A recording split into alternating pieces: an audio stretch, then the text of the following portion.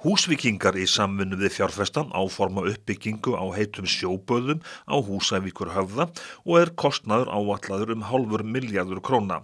Á þessum slóðum rennur vatn upp úr 2 borholum og talið að vatnið dugi fyrir þessa nýju heilsulind. Húsvíkingar hafa reyndar baðað sig í vatninu í allmörg ár og byggt upp aðstöðu. Við stefnum að hefja framkvæmdir á næsta ári. Hvenær nákvæmlega ég ekki alveg klár, en það stefnan. Þetta eru umtalsverðar framkvæmdir eins og sjá má á þessum myndum sem við sjáum núna. Já, þetta eru gríðarlega framkvæmdir og bætist þá bara í þessa flóru sem að hér þannig að það eru mjög miklar. Þetta ekki bara eitt kar, þetta er mannverki sem að tekur tugi eða hundruð manns í einu. Já, þetta tekur töluverðan fjölda en við erum nú bara að hefja fyrsta áfanga og hann er svona kannski stærstur en þetta tekur töluverðan fjölda fólki. Og þarna sem sagt veitingaaðstaða og annað því líkt. Já, þetta er bara eins og hefðbundir, það eru veitingaaðstaða og baðaðstaða og síðan eru pottarnir sem að fólk leikur í. En þið ætlið sem sé að nota vatni sem að kemur upp úr borholunni hérna á Bakka? Já, það eru hérna á höfðanum 2 borholur og við munum nýta það vatn sem að til staðar, ekkert ósvipað eða nákvæmlega sama vatn og liggur hér við hliðina okkur, þannig að við munum nýta það. Þetta vatn sem að hendar ýmsum vel? Já, innihaldið af vatninu mjög gott. Það er að skila árangri þeirra sem að glíma við húðsjúkdóma. Í það minnsta er fólk að sækja í þetta og finnur að það að skila árangri. Og rannsóknir þær hafa væntanlega verið gerðar ítarlegar? Já, það er búið að taka vatnið og rannsaka það og það ekkert ósvipað á vatnið í Baden-Baden. Innihaldið mjög gott og eins og ég segi, það að skila ákveðnum árangri. Baden-Baden einmitt heimsþekktur staður með vatni sem að lækna fólk. Já, eins og ég segi, við bindum bara vonir við að þetta vatn sé með svipuðum hætti og allavega þeir sem eru að glíma við eitthvað fái í það minnsta einhverja bót sína mála. Hvenær sérðu þá fyrir þér að staðurinn verði tilbúinn? Já, við erum að gæla við það að geta verið klárir einhver tíman árið 2017 fyrir eftir hvenær við getum byrjað en við höfum verið að stefna því að geta verið klárir 2017. Hvort við náum því ég ekki alveg viss en vonandi sem fyrst. En hvernig farið þið að því að markasetja þennan stað? Já, hingað til Húsavíkur eða á Norðausturlandi gríðarlegur fjöldi af fólki að sækja og eins og ég segi, við erum að bæta þessari flóru í það sem við höfum boðið upp á hingað til og við bindum vonir við það að það stoppi hér aðeins lengur.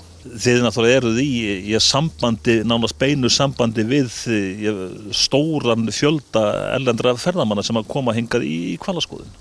Já, Norðursigling með stórt og mikið net en að þessu verkefni standa fleiri aðilar og það svipað þar netið stórt og mikið þannig að ég hef ekki áhyggjur af því að við náum ekki að tengja okkur við ferðaþjónustu aðila vítt og breytt veröldina og bjóða upp á þennan kost. Áttu vona því jafnvel að ferðafólk staldri þá lengur við hérna?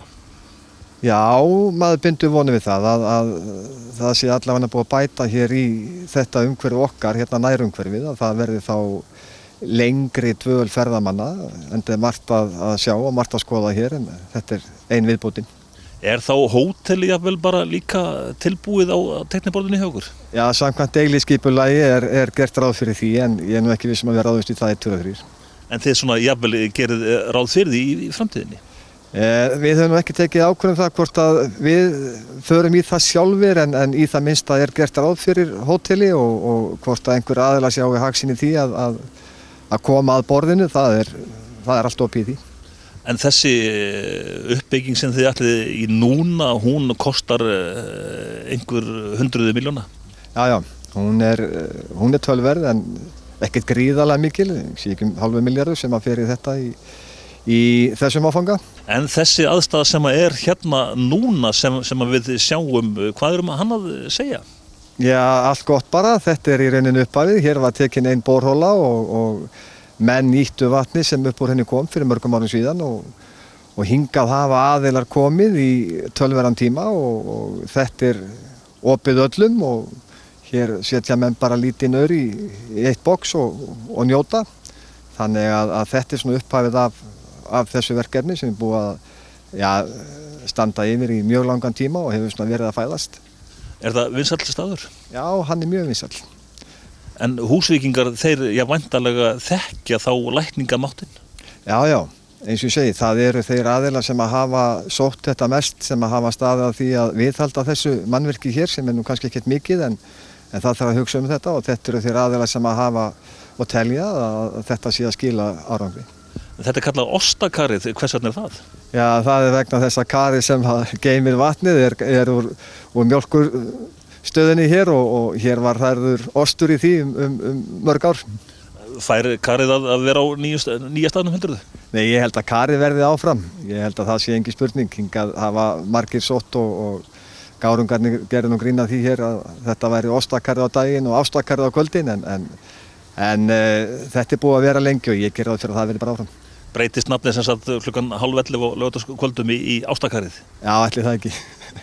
Nei, ég segi, það er margir aðeins búin að koma að þessari uppbyggingu hér og hafa verið að nota þetta og þetta drifið áfram af sjálfboðaliðum og ég geri ráð fyrir að það verði bara áfram.